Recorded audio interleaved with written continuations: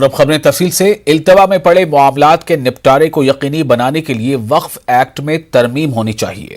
اس طرح کا مطالبہ حضرت خواجہ غریب نواز اجمیر کے دیوان سید نصیر الدین چشتی نے کیا ہے۔ وہ اورنگ آباد میں آل انڈیا صوفی سجادہ نشین کونسل کے اجلاس میں شریک تھے۔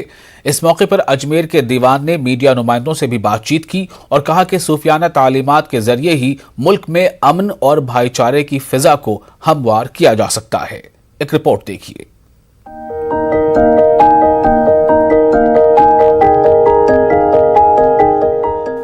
معروف صوفی بزرگ حضرت نظام الدین اولیاء درگاہ کے احاطے میں آل انڈیا صوفی سجادہ نشین کونسل کا اجلاس ہوا۔ کونسل کے صدر اور حضرت خواجہ غریب نواز اجمیر کے دیوان سید نصیر الدین چشتی نے اجلاس کی صدارت کی۔ اس موقع پر ریاست بھر کی خانقاہوں کے سجادگان موجود تھے۔ اجلاس میں سجادگان کو درپیش مسائل اور ان کے حل پر تفصیلی تبادلہ خیال کیا گیا۔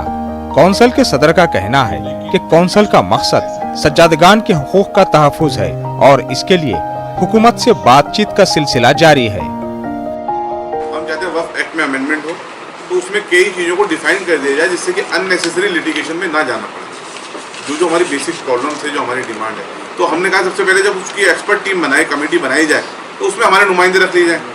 ہمارے نمائندے اس میں رکھے جائیں گے تو ہمارے سجیشنس ہیں وہ اس میں آ جائیں گے آلریڈی۔ تو بیسک پرابلم جس پہ ابھی ہماری چرچا ہوئی آپ نے سنا، ان کو لے کر کے ہم لوگوں نے ہمارے سجیشن آلریڈی دے چکے ہیں اور بہت پازیٹیو رسپانس ہے موجودہ حکومت کا، ہمارا سینٹرل حکومت کا۔ میں ہمارے ہوم منسٹر جناب امت شاہ صاحب سے بھی ملا ہوں، انہوں نے ہمیشہ یہ کہا ہے کہ آپ درگاہوں کے ڈیولپمنٹ کے لیے کیا چاہتے ہیں ہمیں بتائیں۔ مجھ سے ویکتیگت طور پہ بولا، یہی ہمارے مختار عباس نقوی صاحب نے بولا ہے، یہی ہمارے نیشنل سیکورٹی ایڈوائزر عجیب ڈوبھال صاحب۔ آپ کے ذریعے چینل کے ذریعے اپیل کرنا چاہتا ہوں حکومت سے کہ ایک ایجنسی سے انکوائری کرا کر کے صحیح معنی میں جو دھرم گرو ہیں ان کی لسٹ بنائی جائے، اس کو چیک آؤٹ کیا جائے، پورا لسٹ آؤٹ کیا جائے اور اس کے بعد میں ایک بورڈ بنایا جائے، ایک پیس بورڈ کر کے بنایا جائے، اس میں ہر مذہب کا آدمی ہو، سجادہ نشین بھی ہو، صوفی میں جڑے بھی ہوں، ہندو حضرات بھی ہوں، وہ لوگ اس ملک میں محبت امن کا کام کریں۔ درگاہ اجمیر کے دیوان کا کہنا ہے کہ ملک میں متعدد تنظیمیں سرگرم ہیں، لیکن صوفی تحریک اس ملک کی جڑوں میں پیوست ہے۔ اس لیے آپسی بھائی چارے کے فروغ کے لیے صوفی ازم کا احیاء وقت کا تقاضا ہے۔ جس طریقے سے ہم ملک کے ماحول دیکھ رہے ہیں، نفرت کا ماحول دیکھ رہے ہیں، مذہبی اختلافات بڑھ رہے ہیں، ایک دوسرے کے سمپردیکتا بڑھ رہی ہے اور ایک دوسرے کے اندر وشواس کی کمی دیکھی جا رہی ہے۔ اس وشواس کو قائم کرنا ہے تو صوفیوں کو آگے آنا ہوگا، سجادہ نشینوں کو آگے آنا ہوگا اور درگاہوں کو، خانقاہوں کو آگے آنا ہوگا جو صرف ملک میں محبت اور امن کی بات کرتی ہیں۔ کیونکہ خانقاہیں، صوفیزم جو ہے، میرا ماننا یہ ہے صوفیزم اینٹی ڈوز ہے دہشت گردی کا اور ایکسٹریمزم کا، ریڈیکل تھاٹ کا۔ آل انڈیا صوفی سجادہ نشین کونسل ملک بھر میں روایتی انداز میں ہونے والی عرس تقریبات میں تبدیلی چاہتی ہے۔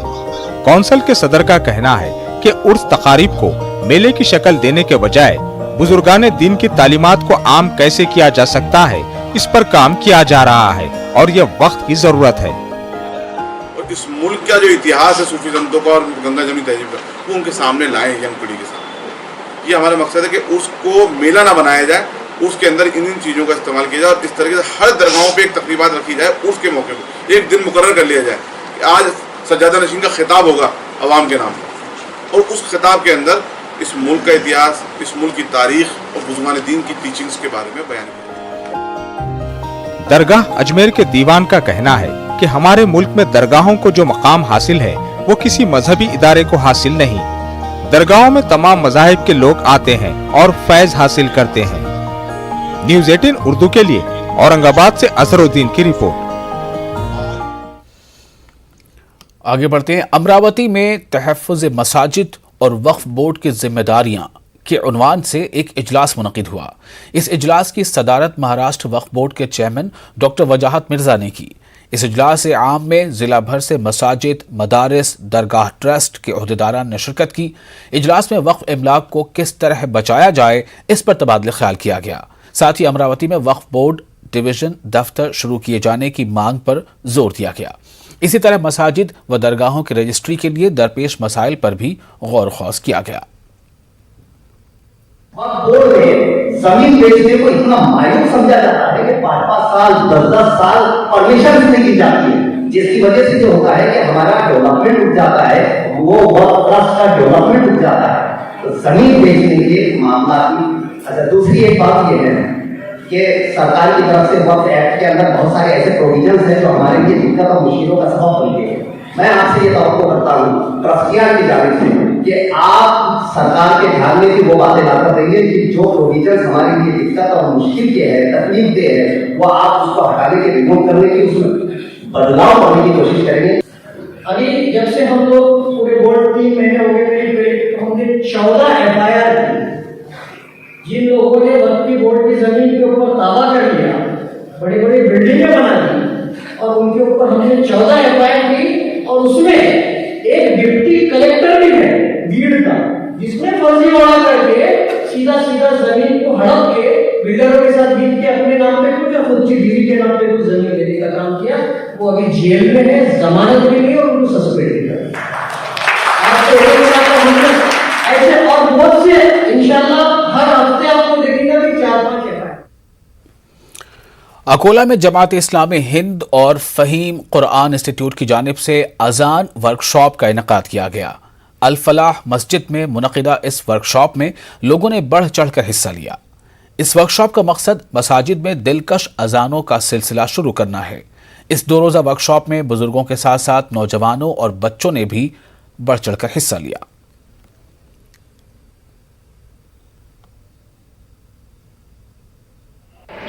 ये दोनों कमेटियाँ ये चाहती थी कि मस्जिद से अच्छी अज़ानें अच्छी आवाज़ में अच्छे अंदाज में पुकारी जाएं और मौज़न जो अज़ान देते हैं इनको वो बेहतरीन कारी साहबान के ज़रिए ट्रेनिंग दी जाए कि सही अंदाज़ क्या है अज़ान का, सही तरीक़ा क्या है, ताकि अज़ानें जो सुनाई जाती है मस्जिद से ये हमारे मुसलमान भाइयों के साथ साथ हमारे जो हिंदू भाई हैं ये भी सुनते हैं, तो उनको भी अच्छी लगे अज़ान। हम बेनतिया खुद हुए इसलिए कि बहुत देरीन ख्वाहिश थी बहुत दिनों से कि इस तरह का कोई वर्कशॉप मुनक़िद हो, इसलिए कि ये ऐसा भूला हुआ टॉपिक है जो हमारे यहाँ आमतौर पर जनरली इस तरह के वर्कशॉप जो है वो देखने में नहीं आते, लिहाजा बहुत कुछ सीखने के लिए मिला। यहाँ पर हमें ये सीखने मिला कि अज़ान के जो मखारिज है कैसे कहाँ से अदा करना, वो बहुत ज़्यादा हमारी हौसला अफजाई हुई इसमें। और यहाँ हम घर पे तो प्रैक्टिस करते थे, लेकिन यहाँ पे हमारी ऐसी प्रैक्टिस कराई गई कि हम जब माइक पर आते हैं तो हमारी जैसा घबराहट नहीं। आगे बढ़ते हैं। नांदेड़ में इंस्टीट्यूट ऑफ फाउंडेशन स्टडीज़ की जानिब से आला तालीम का हुसूल, मवाक़े और तरीक़ाकार के उन्वान से एक सेमिनार का इनेकाद अमल में लाया गया। सेमिनार में माहिर तालीम डॉक्टर काजिम मलिक, डॉक्टर सिद्दीक अहमद और रियासती तालीम बोर्ड के मेंबर मलिक निज़ामी और दीगर ने शिरकत की। सेमिनार में आला तालीम के हवाले से तलबा में शऊर बेदार करने की कोशिश की गई है। इस सेमिनार का असल मकसद था कि हायर एजुकेशन के लिए जितने भी इंट्रेंस एग्ज़ाम होते हैं या सिविल सर्विसेज के जितने भी कॉम्पिटिटिव एग्ज़ाम्स हैं, उन एग्ज़ाम्स को लेकर अवेयर करना और साथ ही जितने स्कॉलरशिप बेस्ड एग्ज़ाम्स हैं 5th to 10th के बीच में, उन एग्ज़ाम्स का प्रिपरेशन कैसे होता है उसकी सारा गाइडेंस और इन्फॉर्मेशन आज इस प्रोग्राम में, इस सेमिनार में दी गई है।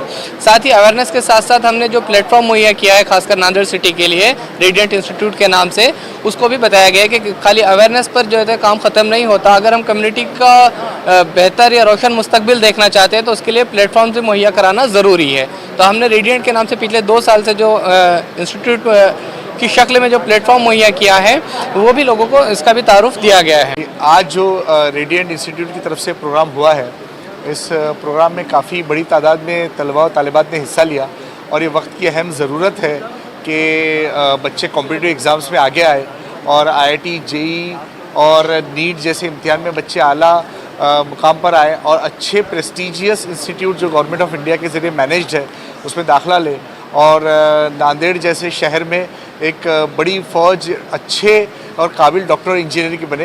ये वक्त की बहुत अहम ज़रूरत है, इसके लिए रेडिएंट मुबारकबाद का। उर्दू कारवां के यौम तासीस की मुनासबत से औरंगाबाद के मौलाना आज़ाद रिसर्च सेंटर में एक इजलास हुआ। इस इजलास में उर्दू कारवां की सालाना कारकर्दगी का लेखा जोखा पेश किया गया।